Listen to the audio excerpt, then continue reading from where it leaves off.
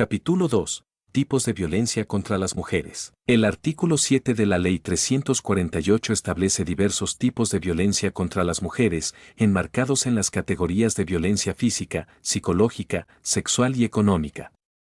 Estas formas de violencia se presentan de manera enunciativa, dejando abierta la posibilidad de identificar otras manifestaciones que no estén explícitamente mencionadas. Este artículo proporciona un marco conceptual integral que permite abordar las dinámicas de violencia desde una perspectiva amplia, reconociendo tanto las agresiones directas como las simbólicas y estructurales. 1. Violencia física. Daño corporal directo o indirecto. La violencia física comprende cualquier acción que provoque lesiones o daños corporales, ya sean internos o externos, temporales o permanentes. Puede manifestarse de forma inmediata o tener efectos a largo plazo. Esta categoría incluye agresiones que emplean fuerza física, armas u otros medios. Desde un enfoque teórico, la violencia física es la manifestación más visible y reconocible de las agresiones de género.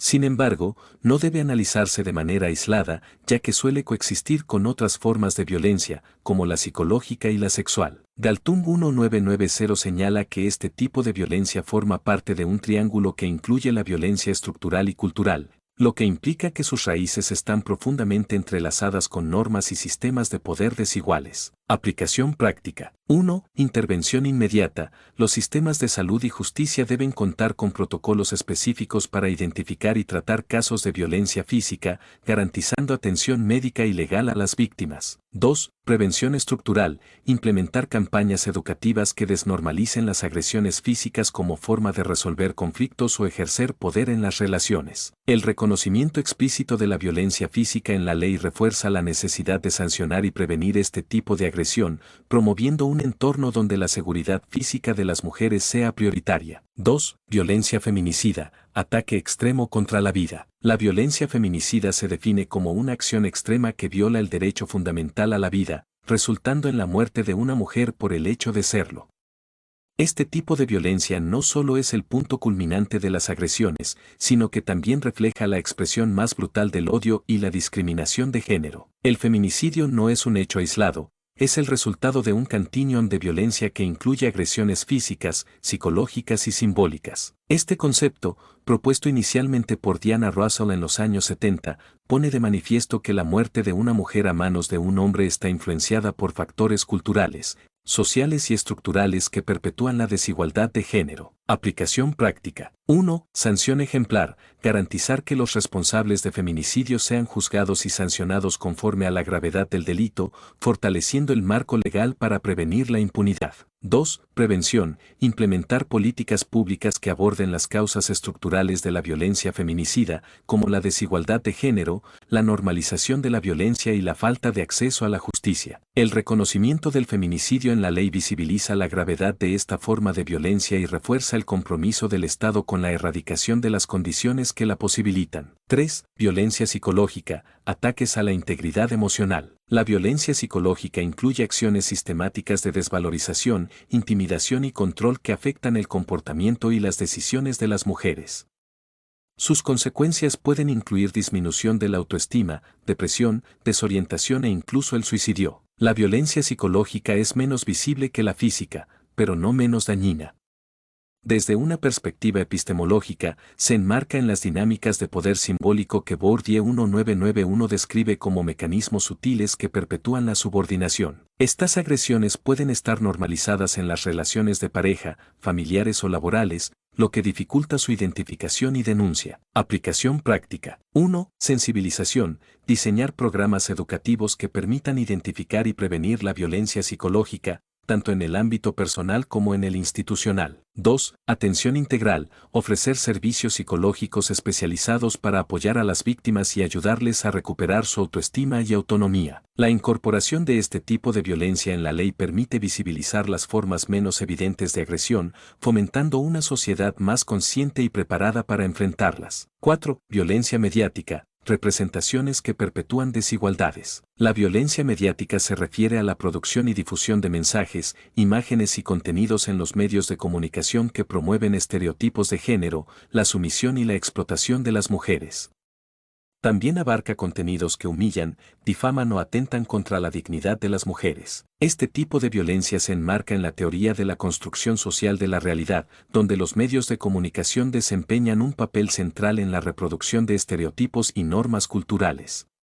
Barthes 1977 destaca que los mensajes mediáticos no son neutrales, sino que reflejan y refuerzan las estructuras de poder existentes. La violencia mediática perpetúa la cosificación de las mujeres y normaliza prácticas discriminatorias. Aplicación práctica. 1. Regulación. Establecer normativas claras que prohíban la difusión de contenidos que promuevan la violencia mediática, con sanciones para los responsables. 2. Fomento de buenas prácticas. Incentivar a los medios de comunicación a adoptar principios de igualdad de género en sus producciones, promoviendo una representación justa y respetuosa de las mujeres. Abordar la violencia mediática permite transformar la cultura visual y discursiva que perpetúa la desigualdad de género, fomentando representaciones que valoren y respeten a las mujeres en toda su diversidad. 5. Violencia simbólica o encubierta, consolidación de la subordinación. La violencia simbólica se refiere a los mensajes, valores, símbolos, íconos, signos e imposiciones sociales, económicas, políticas, culturales y religiosas que reproducen relaciones de dominación y naturalizan la subordinación de las mujeres. Este tipo de violencia no necesariamente se expresa de manera explícita, sino que se encuentra implícita en las normas, tradiciones y representaciones que perpetúan la desigualdad. Desde una perspectiva teórica, Bourdieu 1991 introduce el concepto de violencia simbólica como una forma de dominación que opera mediante la internalización de estructuras de poder.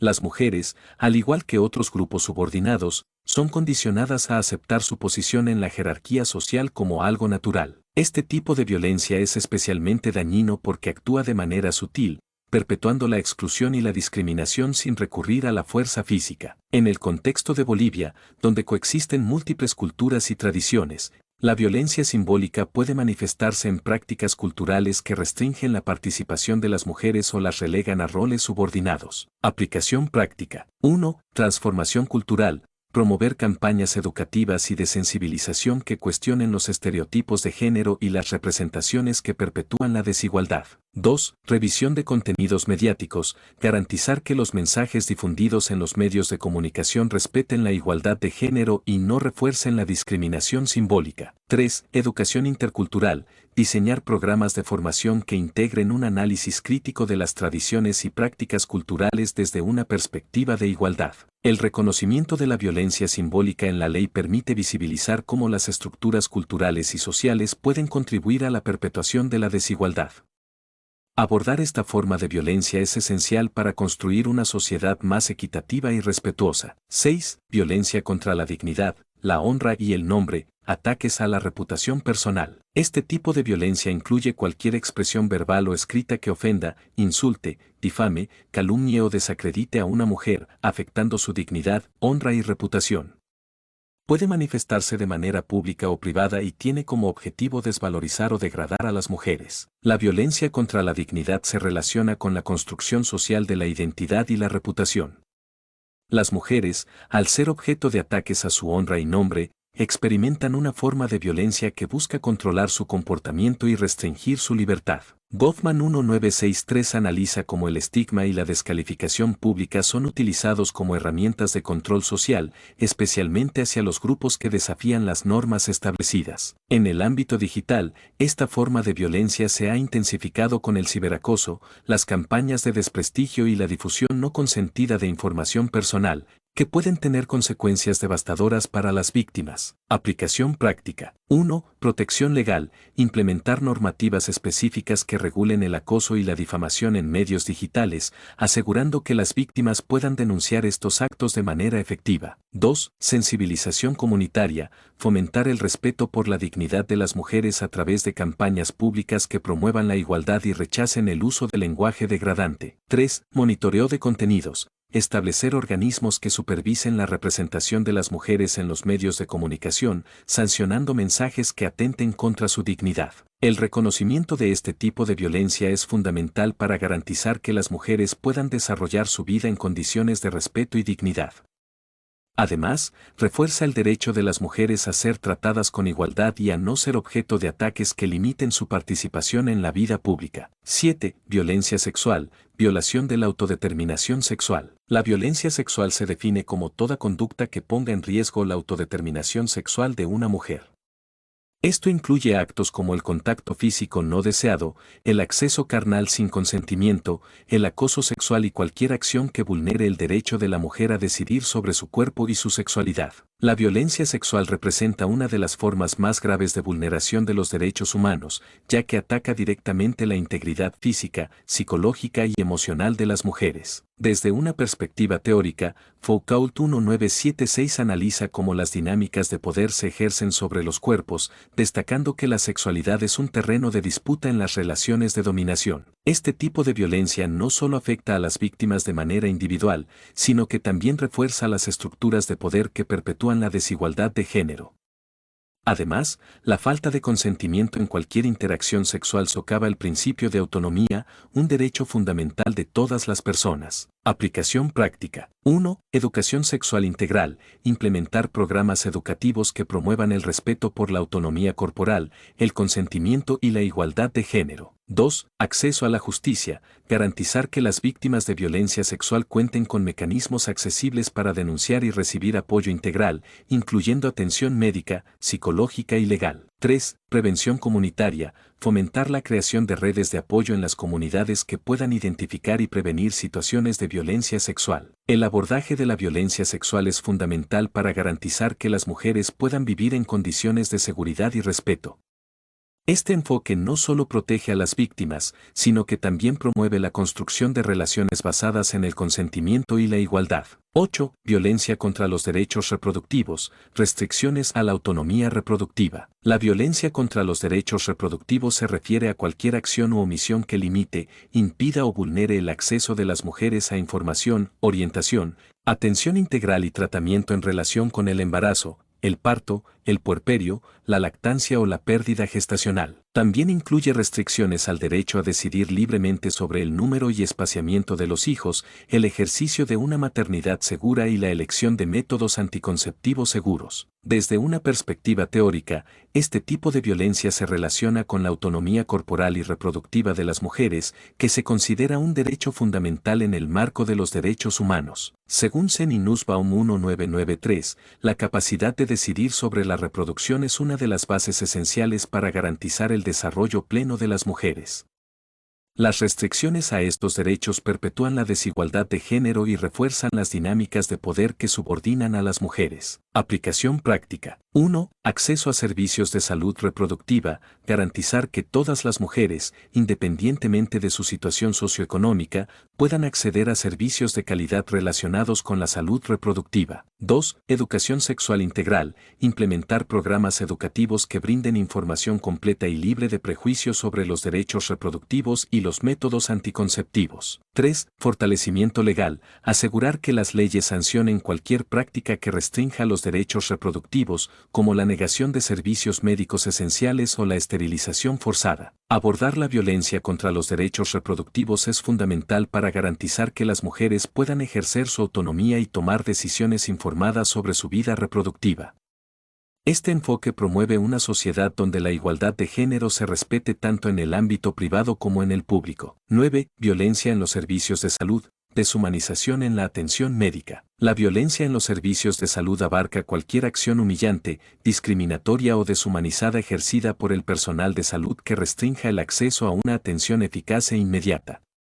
También incluye la omisión o negación de información oportuna, poniendo en riesgo la vida y la salud de las mujeres. Este tipo de violencia refleja las desigualdades en la relación entre el sistema de salud y las mujeres, especialmente aquellas que se encuentran en situaciones de vulnerabilidad. Foucault 1976 analiza cómo las instituciones, incluido el sistema de salud, pueden actuar como mecanismos de control sobre los cuerpos, perpetuando dinámicas de poder que despojan a las mujeres de su autonomía. La violencia en los servicios de salud no solo atenta contra la dignidad de las mujeres, sino que también limita su acceso a derechos fundamentales, como el derecho a la salud y la información.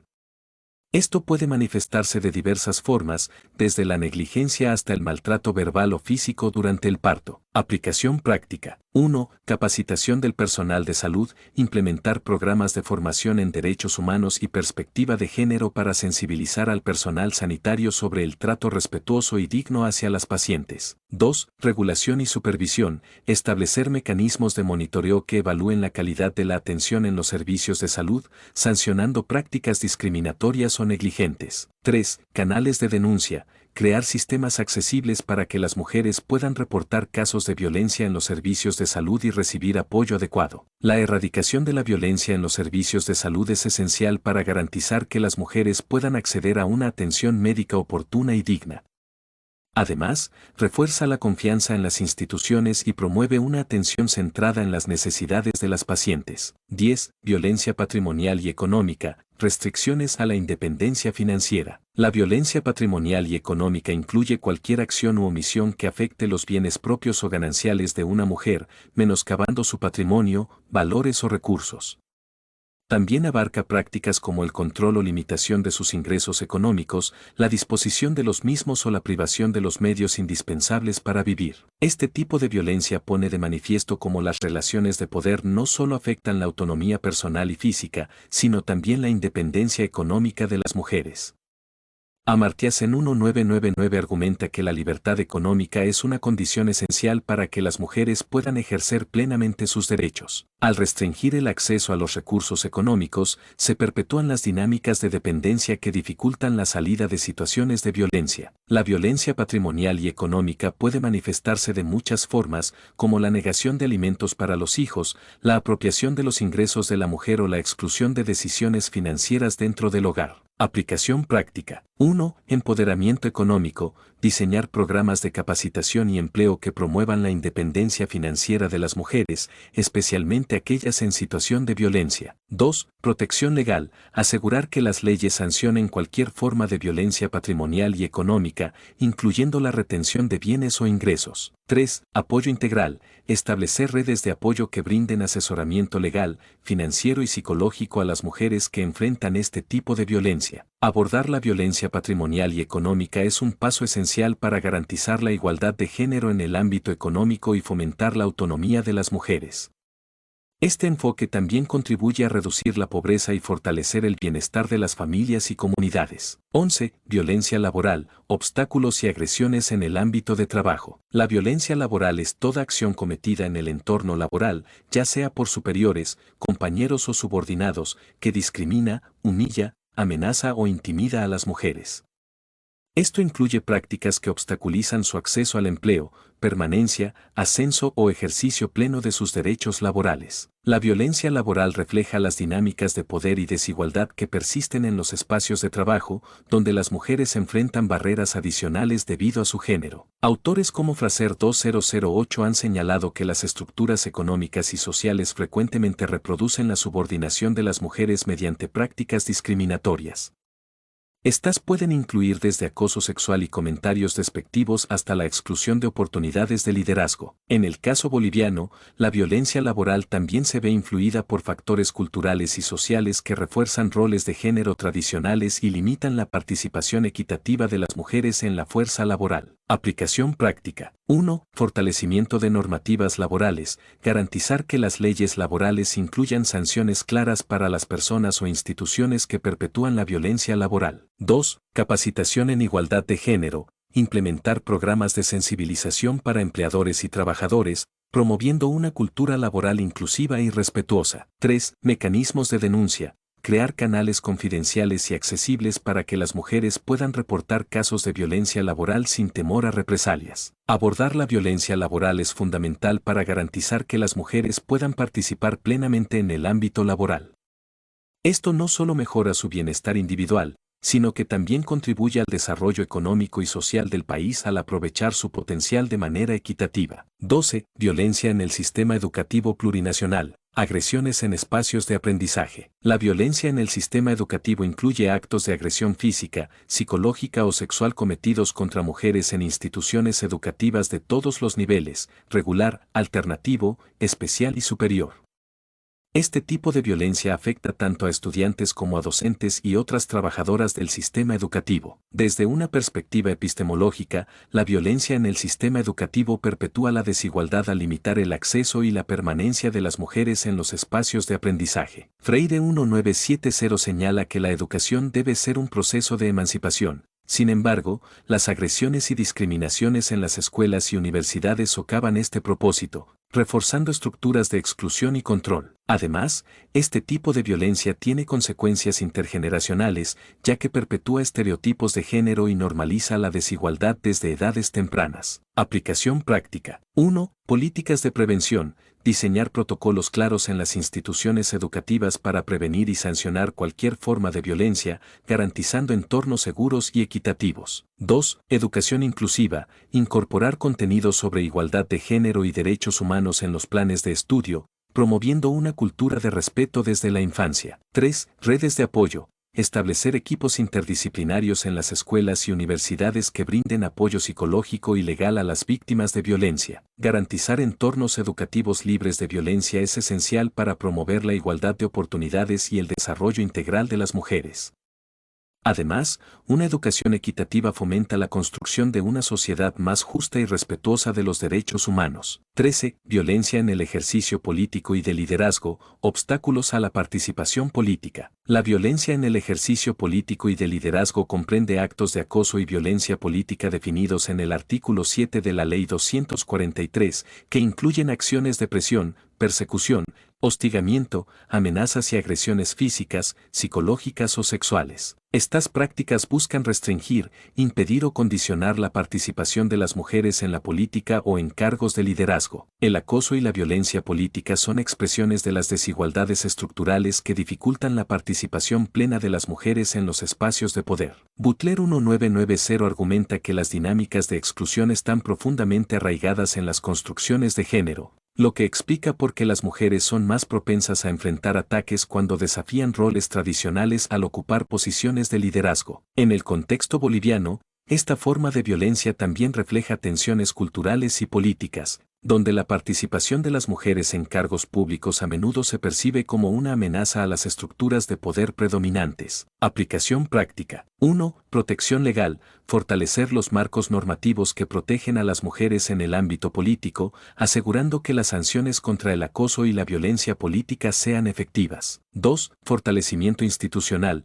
Crear unidades especializadas dentro de los órganos electorales y legislativos para monitorear y prevenir casos de violencia política. 3. Fomento del liderazgo femenino. Implementar programas de capacitación y apoyo para mujeres que aspiren a cargos de liderazgo, fortaleciendo su capacidad para enfrentar desafíos en este ámbito. Combatir la violencia en el ejercicio político es esencial para garantizar la representación equitativa de las mujeres en la toma de decisiones. Esto no solo beneficia a las mujeres directamente afectadas, sino que también enriquece la democracia al incluir una diversidad de perspectivas en el diseño de políticas públicas. 14. Violencia institucional, negación y obstaculización de derechos. La violencia institucional abarca acciones u omisiones cometidas por servidoras, servidores públicos o personal de instituciones privadas que, de manera discriminatoria, humillante o deshumanizada, retardan, obstaculizan o niegan a las mujeres el acceso a los servicios requeridos. Este tipo de violencia refleja cómo las estructuras burocráticas pueden actuar como mecanismos de exclusión, reproduciendo desigualdades de género al interior de las instituciones. Según Foucault 1976, las instituciones no son neutrales, sino que pueden operar como sistemas de poder que perpetúan dinámicas de dominación y control. La violencia institucional afecta la confianza de las mujeres en el Estado y en los servicios privados, creando barreras para ejercer sus derechos. Aplicación práctica. 1. Monitoreo institucional. Establecer sistemas de supervisión para identificar y sancionar conductas discriminatorias por parte de servidores públicos y privados. 2. Capacitación en derechos humanos. Implementar programas de formación para el personal institucional en temas de igualdad de género y trato digno. 3. Mecanismos de denuncia. Crear canales accesibles y confiables para que las mujeres puedan reportar casos de violencia institucional. Erradicar la violencia institucional es esencial para garantizar que las mujeres accedan a servicios básicos y especializados de manera oportuna y respetuosa. Este enfoque fortalece la confianza en las instituciones y promueve la igualdad en la atención. 15. Violencia en la familia. Agresiones en el entorno doméstico. La violencia en la familia comprende agresiones físicas, psicológicas o sexuales cometidas contra las mujeres por parte de su cónyuge, excónyuge, conviviente, exconviviente o familiares en línea directa o colateral, así como por tutores o encargados de su custodia. Este tipo de violencia, también conocida como violencia doméstica, es una de las formas más prevalentes y normalizadas de agresión de género. Desde una perspectiva teórica, Galtung 1990 describe cómo la violencia estructural y cultural se entrelazan en el ámbito familiar, donde las normas patriarcales a menudo justifican las dinámicas de control y subordinación. La violencia en la familia no solo afecta a las mujeres, sino que también tiene consecuencias graves para el bienestar emocional y psicológico de las y los hijos, perpetuando ciclos de violencia intergeneracionales. Aplicación práctica. 1. Redes de apoyo. Crear programas de intervención temprana para identificar y atender casos de violencia en el hogar. 2. Prevención comunitaria. Implementar campañas educativas que cuestionen las normas y roles tradicionales de género que perpetúan la violencia doméstica. 3. Protección legal. Fortalecer las medidas cautelares y de protección para mujeres víctimas de violencia familiar, garantizando su seguridad y la de sus hijos. Abordar la violencia en la familia es fundamental para romper los ciclos de abuso y garantizar un entorno seguro y equitativo para las mujeres y sus familias. 16. Violencia contra los derechos y la libertad sexual. Restricciones a la autonomía personal. La violencia contra los derechos y la libertad sexual se refiere a cualquier acción u omisión que restrinja el derecho de las mujeres a disfrutar de una vida sexual libre, segura, afectiva y plena, o que vulnere su libertad de elección sexual. Este tipo de violencia ataca directamente la autonomía sexual de las mujeres, un derecho fundamental reconocido en el marco de los derechos humanos. Butler 1990 argumenta que la sexualidad es un espacio de construcción y disputa en las relaciones de poder. Restringir o violentar la libertad sexual perpetúa las dinámicas de control sobre el cuerpo de las mujeres, limitando su capacidad de autodeterminación. En muchos contextos, esta forma de violencia se normaliza a través de la cultura del silencio y la falta de educación sexual integral, lo que dificulta la denuncia y la atención de los casos. Aplicación práctica. 1. Educación sexual integral. Diseñar programas que promuevan el respeto por la autonomía sexual, el consentimiento y la igualdad de género. 2. Atención especializada. Garantizar que las instituciones de salud y justicia cuenten con personal capacitado para atender casos de violencia sexual. 3. Prevención comunitaria. Sensibilizar a la población sobre la importancia de respetar la libertad sexual como un derecho fundamental. Proteger los derechos y la libertad sexual de las mujeres contribuye a la construcción de relaciones basadas en el respeto y el consentimiento, promoviendo una sociedad más equitativa y segura. 17. Otras formas de violencia. Daño a la dignidad y derechos. La Ley 348 contempla otras formas de violencia que puedan dañar la dignidad, integridad, libertad o los derechos de las mujeres, reconociendo que las agresiones pueden manifestarse de maneras no incluidas explícitamente en las categorías anteriores. Este apartado reconoce la naturaleza dinámica de las formas de violencia, que pueden adaptarse y mutar en respuesta a cambios sociales y tecnológicos. Por ejemplo, la violencia digital, que incluye el ciberacoso y la difusión no consentida de contenido íntimo, representa una manifestación reciente de agresión que afecta a las mujeres. Aplicación práctica. 1. Flexibilidad normativa. Garantizar que las leyes puedan adaptarse para abordar nuevas formas de violencia contra las mujeres. 2. Investigación continua. Promover estudios y análisis sobre las manifestaciones emergentes de violencia de género. 3. Campañas de concienciación. Sensibilizar a la sociedad sobre la existencia de estas nuevas formas de violencia y sus consecuencias. Reconocer y abordar otras formas de violencia asegura que el marco legal y social sea lo suficientemente amplio para proteger a las mujeres en todas las circunstancias.